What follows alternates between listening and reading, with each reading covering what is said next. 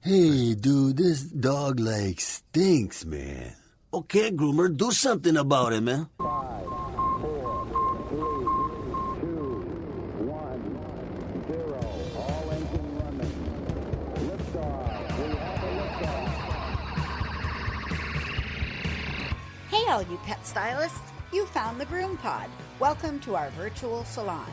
My name is Susy, and I'm your host. I'm a mobile groomer from Seattle, Washington, and anyone who knows me will tell you I love to talk, especially about my job. One of my favorite people to talk to is my friend and mentor and co-star of the show, Miss Barbara Bird. Hey, Susie. So happy to be here today. I've been looking around at moisturizing shampoos, and I can't wait to share with everybody what I've found. I'm excited to learn all about moisturizing shampoos on episode 403 of the GroomPod, recorded February 18th, 2024 in Snohomish, Washington and Tucson, Arizona. This podcast is brought to you by our kind sponsors, Best Shot, Show Season, Precision Sharp, Groomore, and Stasco. And if you guys would like to support the show, and we always love it when you do that, you can go to our website, thegroompod.com, and hit on the donation button for Barbara to help her with her move and all that cool stuff.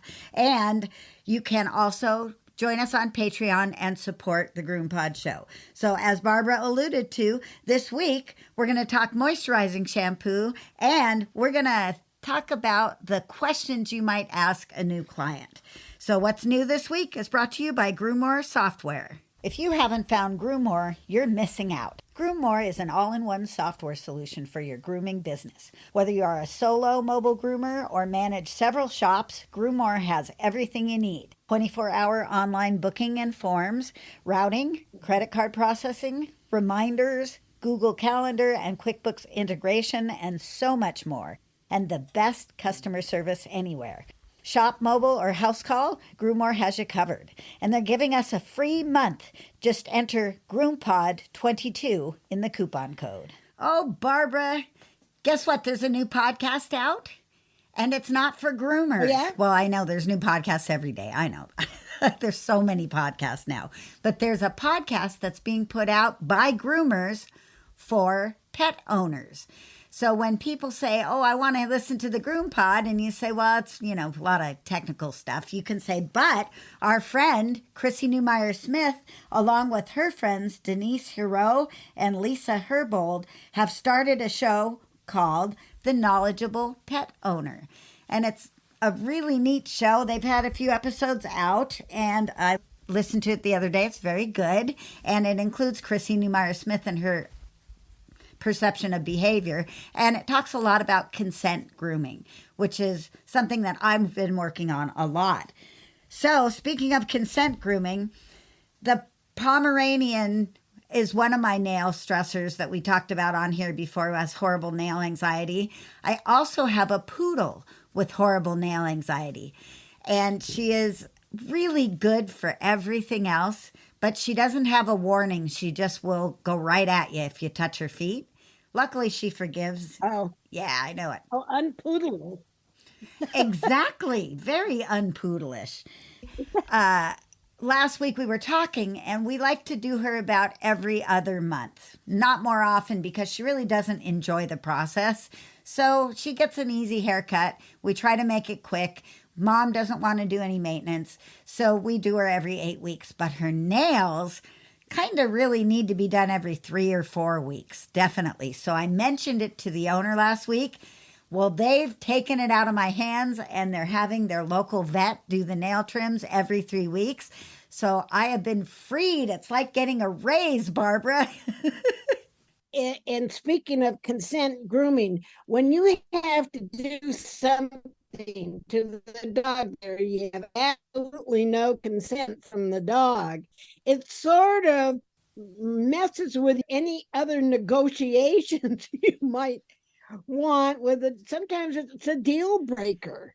I've had dogs that when in the days when we would pull the hair out of the ears, I had dogs that was absolutely a deal breaker. It's like, you're not my friend. You did that to me.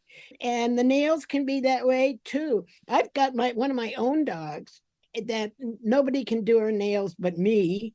I have to be there to hold her because she just totally freaks out. She's not going to bite. And if she did, she doesn't have any teeth. But she could have a heart attack, like no kidding. I feel like it damages my relationship with them, especially if I'm working with a behavior dog. That's right. Now you have that negativity part has been removed so that you can have a more positive interaction with the dog and they'll negotiate with you more likely.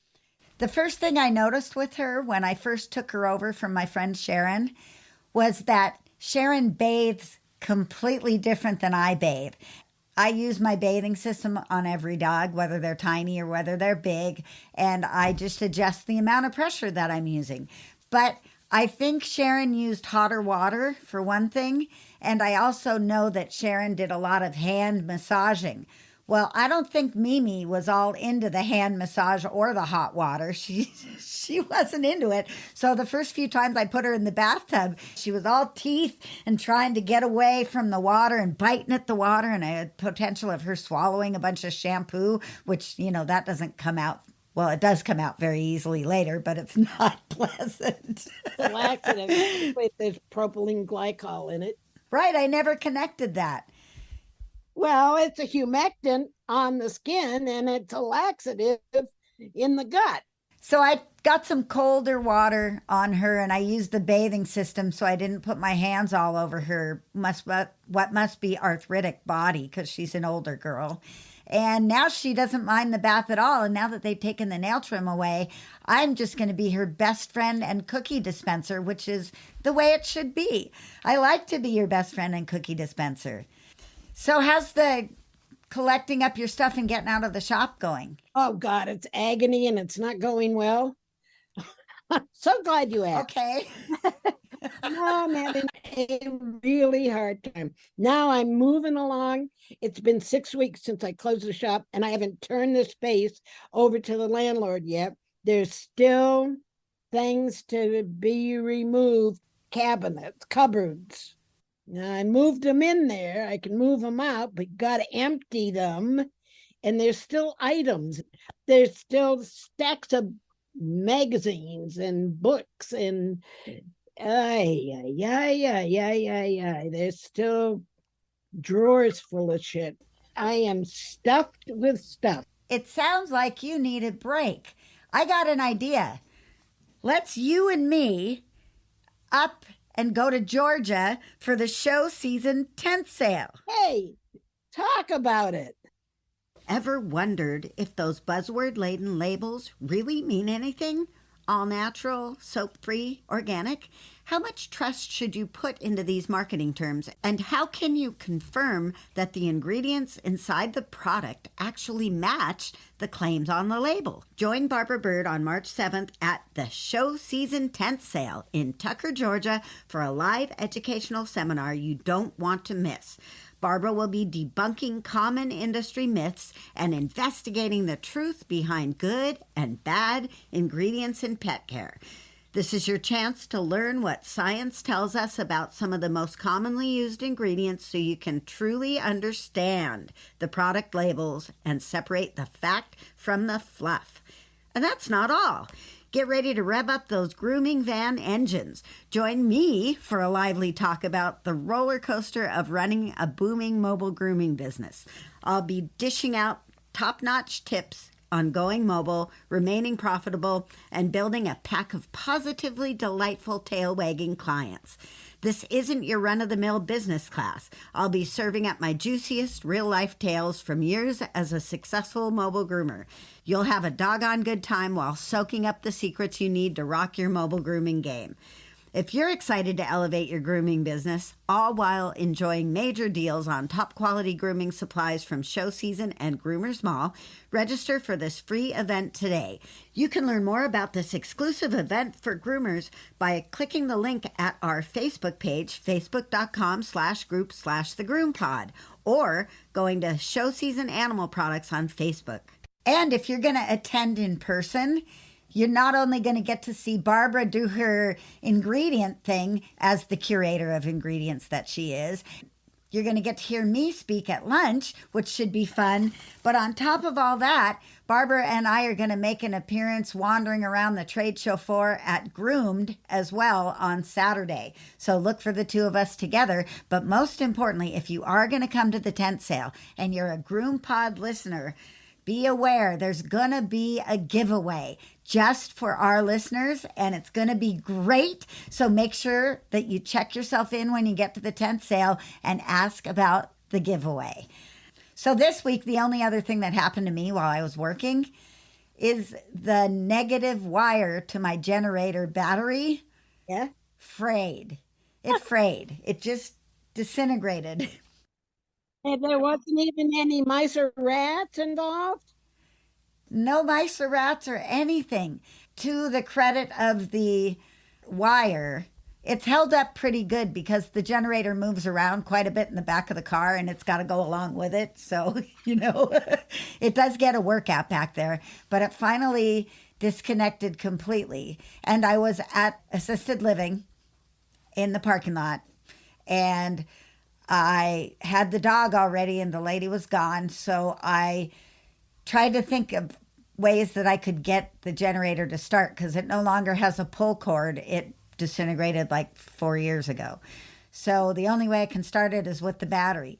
So I grabbed one end of the negative wire and I thought, well, if I just touch the part of the wire that's still connected to the ground on the other side, that I could probably get the battery to come on and jump it. So I told my client to go across the sidewalk and over to the next house while I tried not to blow myself up in the back of my Explorer. Really? I know. I was able to touch the wire over and get the battery on and start it and work that day. But then I had to find myself a new ground wire. So I went over to the wonderful guy at the generator repair place that's near my house. Actually, he does like lawnmowers and all kinds of small engines, and he mostly commercial. And he's just a really nice guy with a Pomeranian that I've groomed a couple times. So I went over and I asked Harold for a ground wire, and he made me one up. But he said, if that ever happens again, use your negative jumper cables and hook one end of your jumper cable up to the negative part of the battery and the other end of the jumper cable to the ground, and you're good to go. So I tried it and it works. So there's your mobile tip for this week. If your generator battery disconnects and the ground side, you can use your jumper cables. This is what it's like to be a mobile groomer. You have to think on your feet. And on that note, let's move on to our first appointment.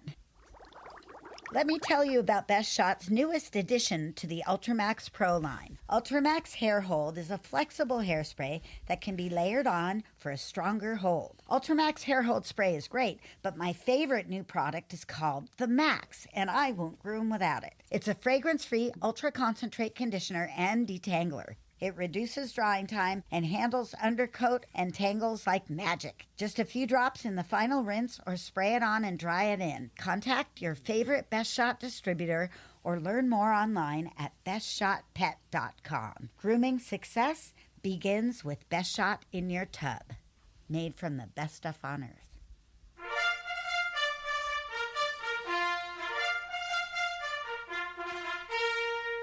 Ready, groomers? Here comes our first appointment. It's been a long time since I've actually had an open call to accept new clients, but occasionally someone will refer a client to me, and I'll have to start from day one with this client. And I had an epic fail on my intake on this particular client, and it happened to be my brother, who is 10 years older than me, his hairdresser. She had 2 small dogs, and she just wanted to kind of learn how to touch them up in between their grooming. Well, I stupidly didn't realize, nor did my brother tell me, that she was actually looking for a groomer for her 3 dogs.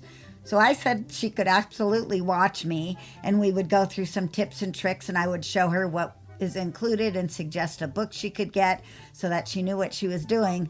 Well, she has also got her mother's dog. And I should have figured out that she was looking for an actual groomer. because I really didn't have a spot for 3 dogs, but I liked her and I liked the dogs and they were easy. So now I just added 3 dogs that I didn't want to do. So I need to make sure I never make that mistake again. So I thought we could talk about things I should have said before I ever took these dogs on. Oh my goodness. She's a lovely lady though. So I think that the first thing I like to ask, and you can tell me what you think about this, is has your dog been groomed before professionally? I think you get a lot of information with that. Yeah, that's a good one. I generally start out with tell me a little bit about your dog, because people love doing that. And that actually sets a relationship and process with me and the client. And I'm being a listener, so I'm not being the questioner, I'm being the listener. I interject things like, well, boy, he sounds like quite the character. You and I might know what that could mean, but we can go from there. Yeah, I do ask about has he been to the groomer, especially if I get some kind of inclination that he doesn't like grooming. Like, what's been your feedback from other groomers? And you know what? Some people tell me they've had zero feedback from their groomer. I don't know, but they used to have to keep him all day. Like, oh, what was that? After I do this kind of informal and non-judgmental kind of listening, I can ask very direct questions like, has he ever bitten anybody? That's a big one. And I ask, what's he like at the veterinarian? Also great. Because they have to be fairly intrusive. Usually the owner is right there. So the owner has observed how the dog behaves at the veterinarian.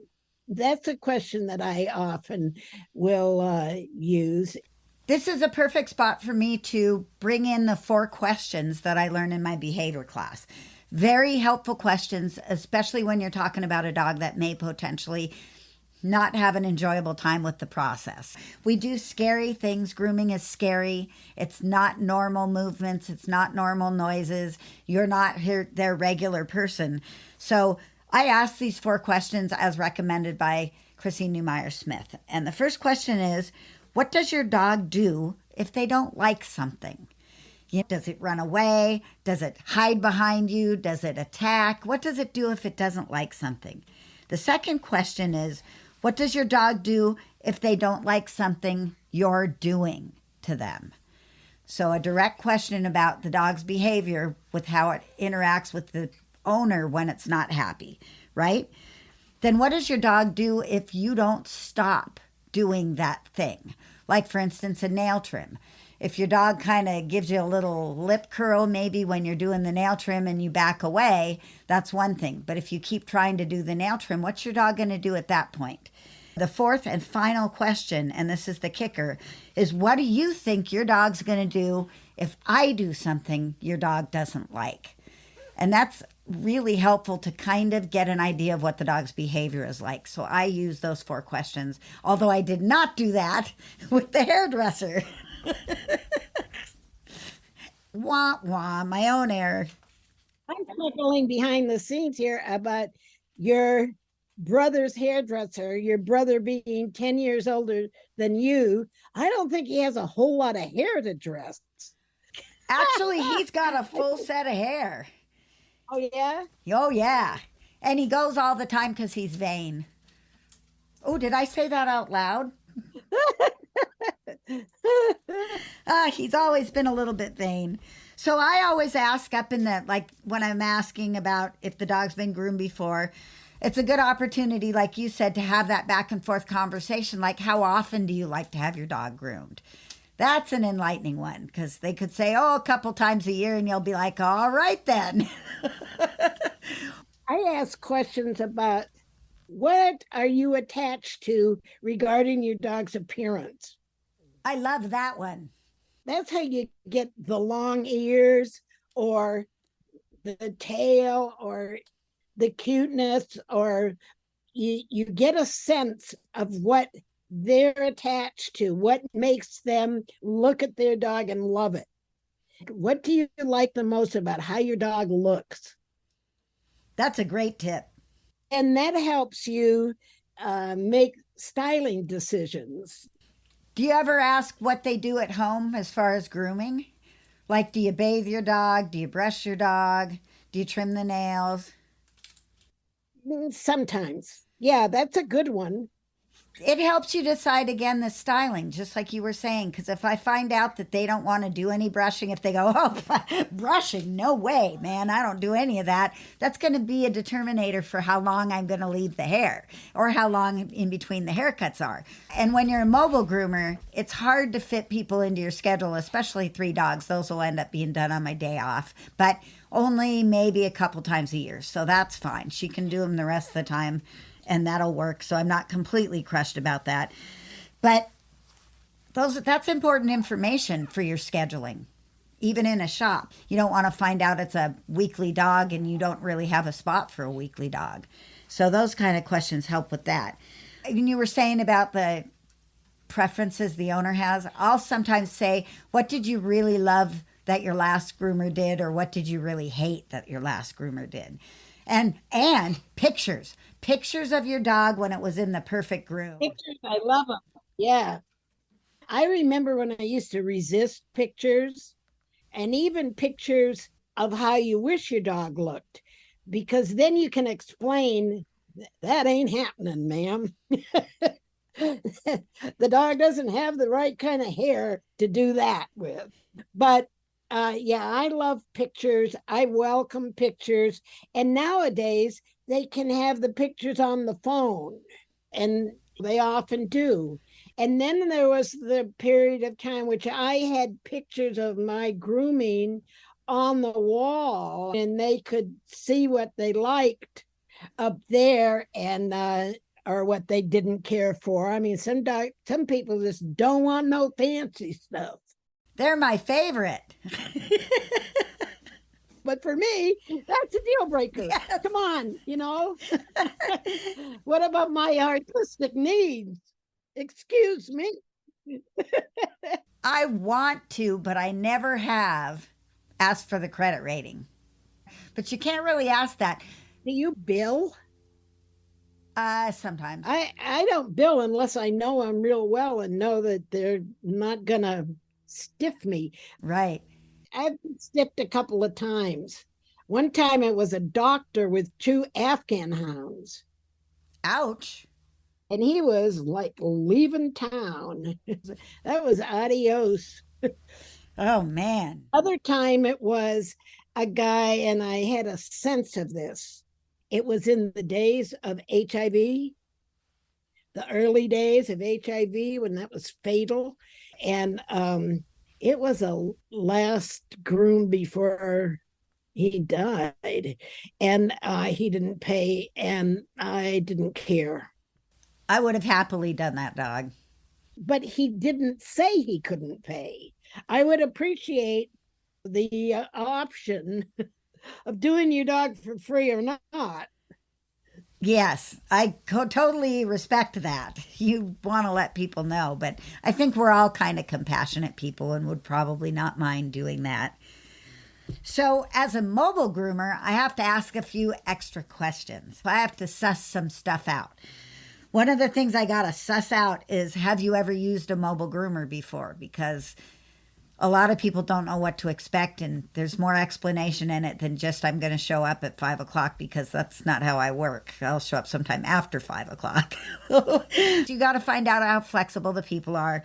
I think that it's important to ask what kind of dog you have in the conversation on the phone, because people have the strangest idea of what their dog is, and it's really kind of fun to see what they think their dog is and then what the dog actually is when it shows up. But it gives you a little indication of what you're going to work with. I had an ongoing argument with a customer. Sometimes what you say just makes me remember things that I've forgotten. I had an ongoing argument with a woman who insisted her dog was one thing and it clearly was another breed. And, she ended up leaving me And it was just because I wouldn't acknowledge that it was what it wasn't. And sorry, bye. People are funny. People are funny, especially if it's a rescue, because oftentimes they will pick this extraordinarily rare breed and say it's a Solchimilto or something. I said, excuse me, this is a mutt. This is obviously a pit bull mix. Can't you see that? The one that I had, it was a poodle mix, and she was trying to tell me it was a Kerry Blue Terrier. Oh dear, yeah. Didn't even have a curly coat. It was just a shaggy dog. And she's insisting, because of the size of the dog, that it's a Kerry Blue Terrier that she rescued. Like, no, it's not. I couldn't have done a Kerry Blue Terrier groom on that dog if my life depended on it. Well, if my life depended on it, I would have come up with something. But It's funny, people's perception, because the other thing that you've got to know as a mobile groomer, depending on what you're doing as your like weight limits, is how much does the dog weigh? But people don't really know what their dog weighs. Oh, that's the truth. The concept of what they think their dog weighs is funny. I got the platform scale, and people wouldn't use it. They don't want to know. Whole idea of weight management was going to be a service that they engaged in. I would be weighing their dog every time. But oh no, the vet says he's okay. Well, the vet doesn't want to confront them. Your dog is a fatty either, So anyway, did I tell you the story about the dog where I think I mentioned it here on the GroomPod a little while ago, where I left whiskers around the mouth because it was undershot, and then the guy says, "You cleared my dog." Right. Yeah, you got to find out what are the deal breakers. Sometimes it was taking anything off the tail. Or eyelashes. Eyelashes, yeah, eyelashes. And then I had a little kind of Jack Russell mix, and she grew a little kind of something on top of her head. Like a mohawk? Well, it wasn't a mohawk. It was just a sticky uppy that she had on the top of her head. And I clipped it off, and it turns out that I removed her unicorn horn. Oh no! I removed a dog's mojo once. I didn't realize it was his mojo, and I took it right off. Some things you learn the hard way. So there again, pictures of what they like, of a grooming that they've liked, or a grooming that they haven't liked, like pictures. You cannot resist it. I mean, it's not worth resisting. It's more beneficial than it is insulting. Yes, I agree. Pictures are just a gift these days. Before pictures, it was much tougher. So there's just a couple other things as a mobile. Where do you live, and what's your parking situation like, and what's your power situation like? Those are more essential for trailer drivers than it is for van drivers, but nobody wants to groom on an incline because it's bad for your knees and your feet. And it doesn't do my haircuts any good either when I got to leave hair and it's all lean in one direction. I have enough challenges. And the other thing is important for mobiles is what's your schedule like? Because I have a difficult time keeping my mouth shut at the appointment, so I run late.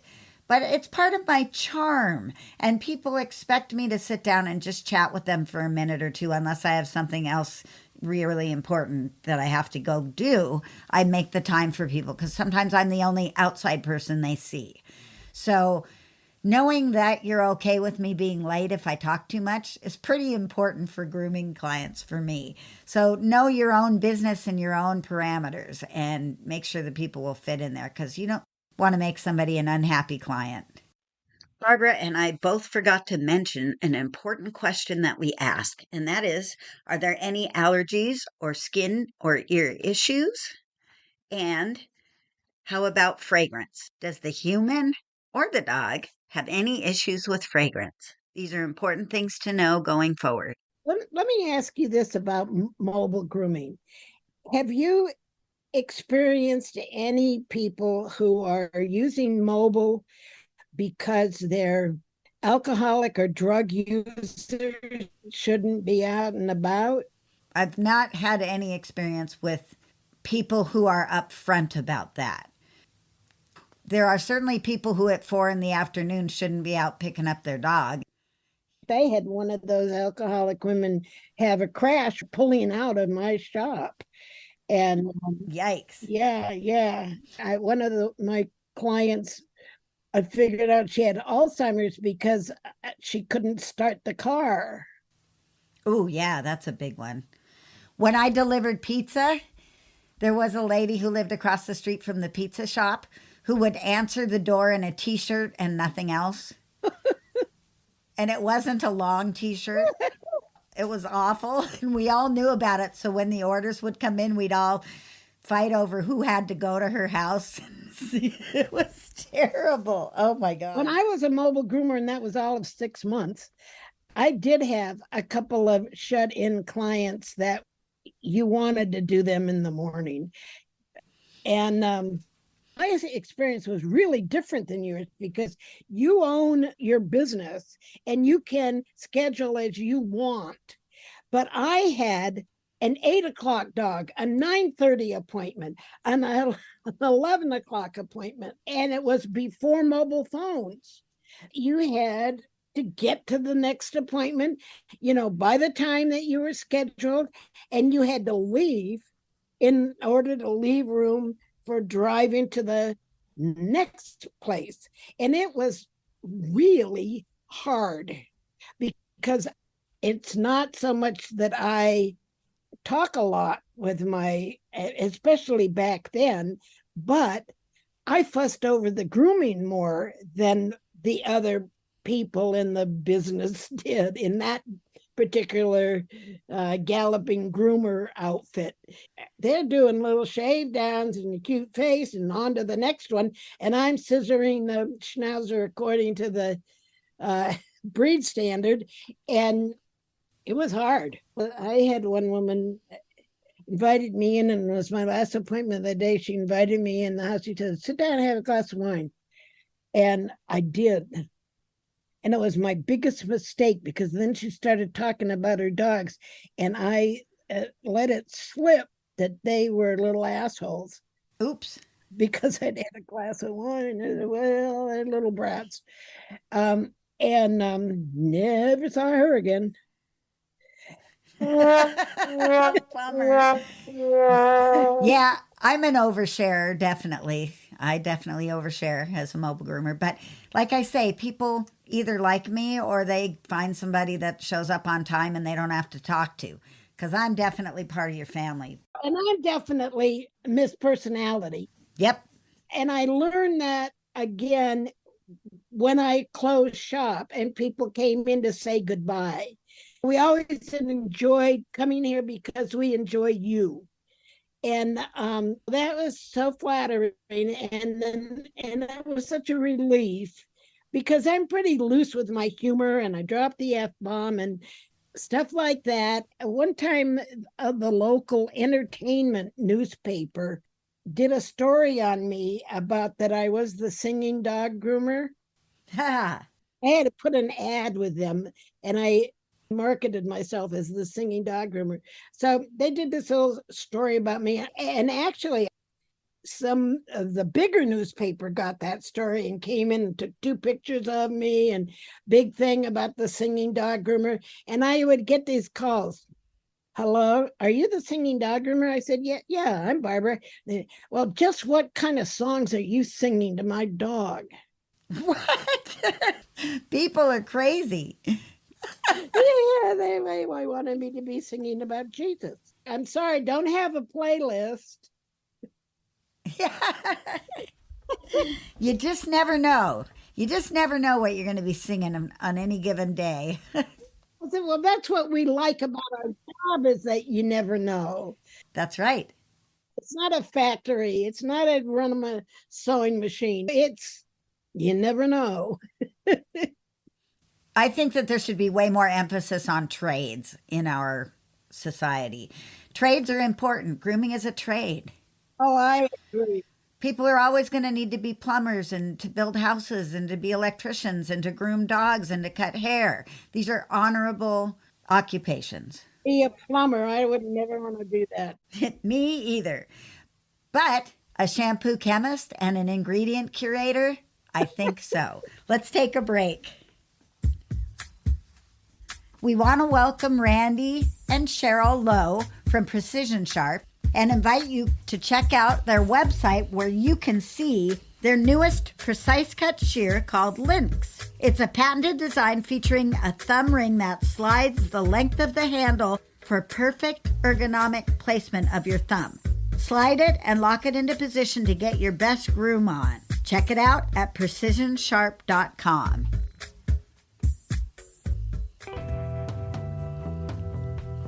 Groomers, take your seats. It's time for B-Bird's Classroom. We are so lucky to live in a time where you have targeted ingredients for specific needs. And today, we're going to talk about moisturizing shampoos.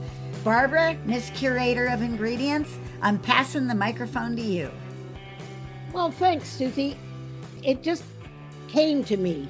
Oh, man, why don't I just kind of take a look at different shampoos that are marketed as moisturizing shampoos and see what's going on ingredient wise with these products. And I have 5 products, 5 different brands of moisturizing shampoos, and they're different. This is going to be fun. Almost all shampoos and definitely all conditioners have some type of moisturizing value, ingredients that offer moisturizing. And those that are especially marketed as moisturizing usually have a greater concentration of those substances in them or have several interactive substances that offer moisturization. There's 2 elements to the process of moisturizing. One is drawing moisture to the surface of the skin and our hair, and the other is preventing moisture loss from happening from within the skin or the hair. And we know that dry hair and dry skin is often a cause of coat problems or skin itching and subsequent skin problems. So moisturizing is very important. And shampoos themselves tend to remove lipids and oils. The skin is mostly an oil-based substance. It absorbs oils. It welcomes oils. Skin and hair welcome oils, especially the skin does. And so there's the question of, if you add oils to a shampoo, which is a cleansing and removal system, are you just removing and pouring that oils down the drain? It would seem like that. It's a good question.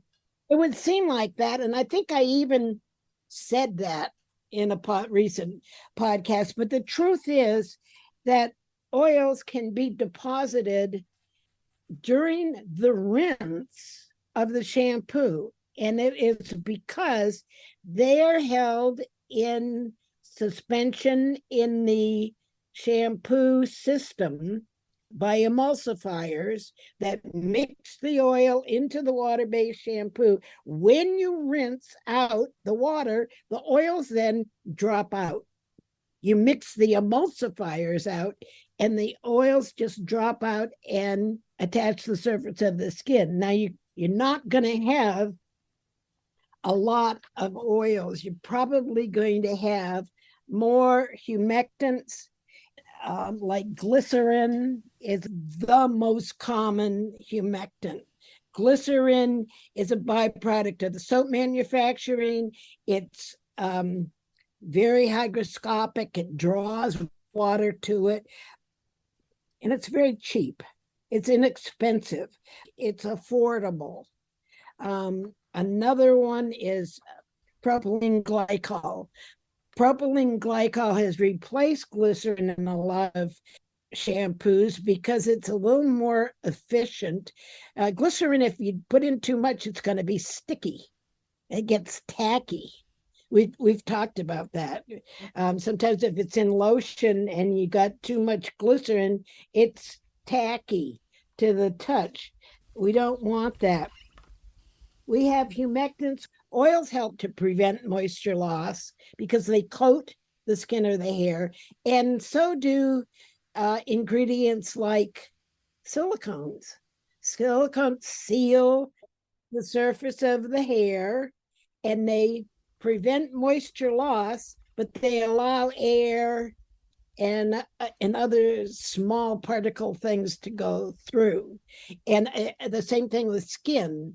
They will hold moisture to the skin. That's why I like to use a silicone and hyaluronic acid on my face, because the hyaluronic acid plumps up my wrinkles and the silicone holds it in place and it stays there, and it becomes a makeup base kind of thing. Well, I digress. So I just took a look at several shampoos that were marketed for moisturizing. And one of them that I found was Hydra Moist shampoo. So what are the moisturizing components of this shampoo? Guess what? There's one, and it's oat extract. So, oatmeal? Oat extract. It's not the colloidal oatmeal. Now, Chris Christensen Day to Day moisturizing shampoo, it's colloidal oatmeal. And then it also has PEG 75 lanolin, which they call lanolin oil PEG 75. And the interesting thing is sometimes they put the lanolin oil on one line and the PEG 75 on the line below it. So you can think that maybe it's two ingredients. You got to look carefully for your commas in ingredient lists. And the thing about Chris Christensen is that they're kind of sloppy. So oatmeal, think of it as a irritation soothing agent, right? Or an itch abiding. Yeah, anti-itch. Well, it is that, but it's also, and its main how it functions is as a moisturizer. Now, I also looked at Show Season Hemp Oil Shampoo. I've used that before. Yeah, it's a good shampoo. It uses hemp seed oil and sunflower triglycerides, which are in all of the Show Season shampoos, and avocado oil, a dash of avocado oil, I'm going to say. So that's kind of a fairly complex system, and it does qualify it as a moisturizing shampoo. I looked also at iGroom Argan Plus Vitamin E Moisturizing Shampoo. What does it contain? Aha, propylene glycol is one of the first 5 ingredients. So it's leaning on the propylene glycol as a humectant. And it also, are you ready for this? Has hydroxypropyl bis-hydroxyethyl dimonium chloride. I said that. That's an impressive word. I'm going to say it again. It took up a line and a half in my notebook. hydroxypropyl bis hydroxyethyl dimonium chloride. It is, and you want to know the laugh that I got, the LOL? In one description, it is called derived from coconut. Oh, man. Classic. Hydroxypropyl bis hydroxyethyl dimonium chloride. Oh, yeah. Coconut. Yeah, naturally natural. Yeah, right. Here's what's unique. Here's what's great about this ingredient. It's the dimonium chloride. It's a quaternized ammonium compound. It's a quat. It's made cationic, so it's very substantive to the hair and skin. It clings, it does not rinse off. You actually have to shampoo it off next time. The chemical supplier has tested it against several common humectants, and it's highly efficient humectant, but it's hardly natural. This is just where the joke is about natural. It's great granddaughter was coconut. You know what I mean? Great. Hydroxypropyl bis hydroxyethyl dimonium chloride. Ethyl in there means that there's some ethylene oxide. There's some petroleum shit going on in this ingredient. I'm not dismayed because this is really a rather advanced humectant, and it's interesting that it's still in the iGroom shampoo. So they didn't like get rid of all of the interesting ingredients, just some of the more costly ones. Now, the final shampoo that I looked at is Yves Saint Bernard Caviar, a moisturizing ingredients. Now, they don't market this as moisturizing. That would be too simple-minded. They market it as luxury maintenance shampoo. Ooh. It costs 3 times the amount that any of these. I mean, Hydra Moist shampoo is $60 a gallon. Even the iGroom, argan and vitamin E. Vitamin E is not a moisturizing ingredient, people. It's an antioxidant. It's a good ingredient, but it's an antioxidant, and it keeps the shampoo from spoiling. Yves Saint Bernard Caviar has ingredients. It's got glycerin. Well, hello. Then it has Caulerpa lentiferia extract, sea grape, also known as grape seaweed. It's an algae, also known as green caviar. So this is a sea algae extract. Because it has this term caviar, they can charge a couple of $100 a gallon for this stuff. It also has linseed acid, linseed oil acid. Linseed acid is just fatty acid from linseed oil. So it's kind of an oil component, going to be a moisturizing ingredient. And it has, in the conditioner, they have propylene glycol, glycerin, linseed acid, and the sea grape. So it's kind of a fancy shampoo, but is it really worth like more than $100 a gallon? I don't think so. Probably not for me. So what do you think? There's nothing really surprising other than the hydroxypropyl bis hydroxyethyl ammonium chloride. Now I can say it real fast. I love pronunciation. Ingredients are just friends whose names you can't pronounce. Right. So I say, let's learn to pronounce them. Fantastic idea. I like it. It's what we do on the GroomPod. We say multi-syllable words.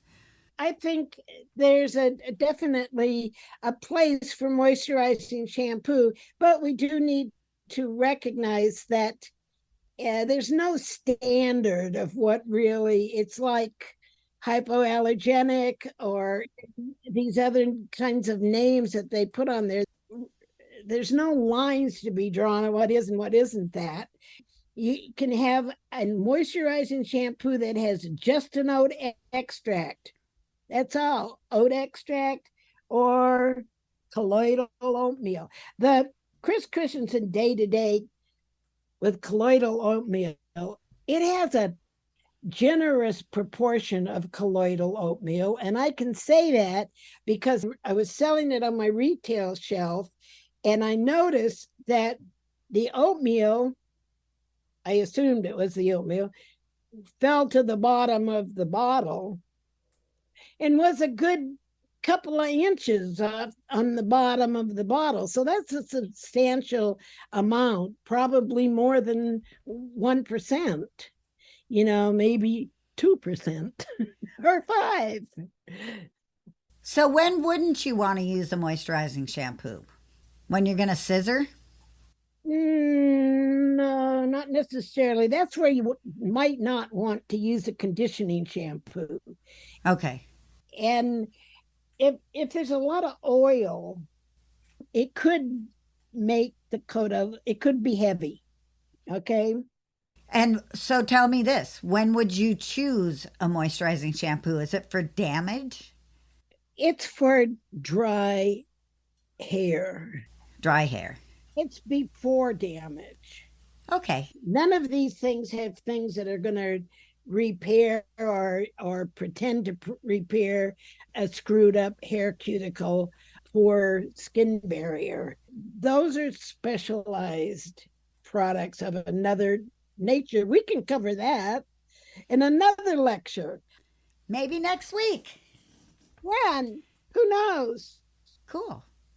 You want to use a moisturizing shampoo if your sense of touch is telling you that the dog's coat or your hair is dry, if it feels kind of coarse and what have you. And you also might want to use it if the animal has a tendency towards flaky skin or signs of dry skin.